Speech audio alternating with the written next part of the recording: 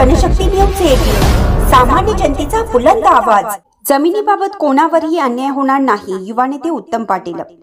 बोरगाव येथे 12 एकर 27 गुंठे जमीन गायरान आहे।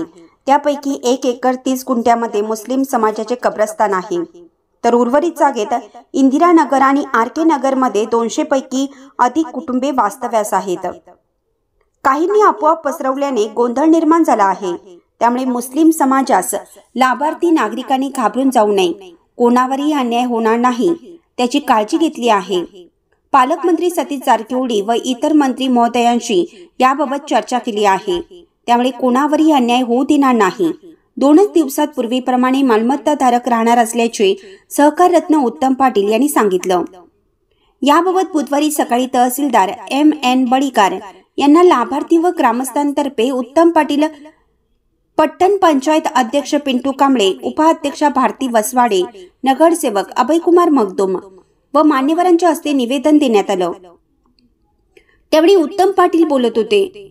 तहसीलदार बळीकर यांनी निवेदन स्वीकारून सर्वसामान्य लाभार्थी आणि इतर कोणत्याही समाजावर अन्याय होणार नाही याबाबतची माहिती वरिष्ठांना देऊन पूर्ववत जागा होणार। अनेक ठिकाणी अशा समस्या असून त्या टप्प्याटप्प्याने सोडवल्या जात आहेत। त्याबाबत कोणी संभ्रम करून घेऊ नये असं आवाहन त्यांनी केलं। सामाजिक कार्यकर्ते BK महाजन यांनी निवेदनाचे वाचन केलं।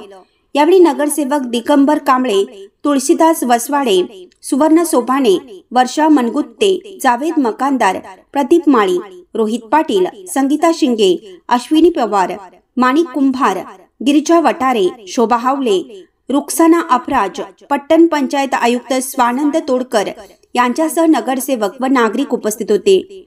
जनशक्ती व्हाइस न्यूज साठी बोरगावहून अशोक दुर्गमर्गे।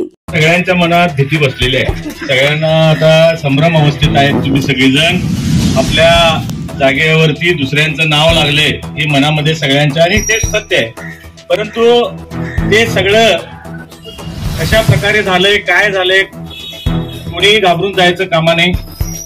आज मी तुम्हाला या ठिकाणी सगळ्यांच्या वतीने ग्वाही देतो, कुणाचंही काही घर वगैरे जाणार नाही याचं शाश्वत साहेबांच्या पुढे सांगत आहे। कारण साहेबांनी आता तुम्हाला क्लेरिफिकेशन देणार आहेत, सगळे स्पष्टपणे काय झाले, काय करायला येते, काय करायचं आहे, हे सगळ्या गोष्टी साहेब सांगतील तुम्हाला। परंतु अनेक गावांमध्ये समस्या झालेली आहे आणि तिकडे कोणीही घाबरून जाण्याचं काम नाही।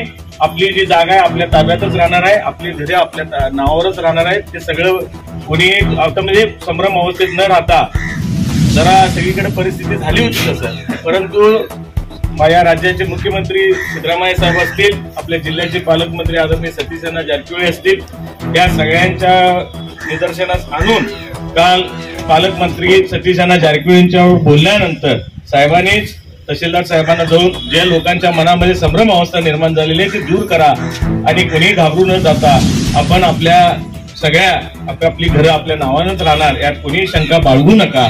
आपली काळजी घेणं हे आमचं सगळ्यांचं आद्य कर्तव्य आहे। आम्ही पुढेही काही झालं तर ते जबाबदारी स्वीकारण्यास आम्ही सगळेच या ठिकाणी तयार आहोत। त्यामुळे कोणी घाबरून न जाता आपण आता या ठिकाणी तहसीलदार साहेब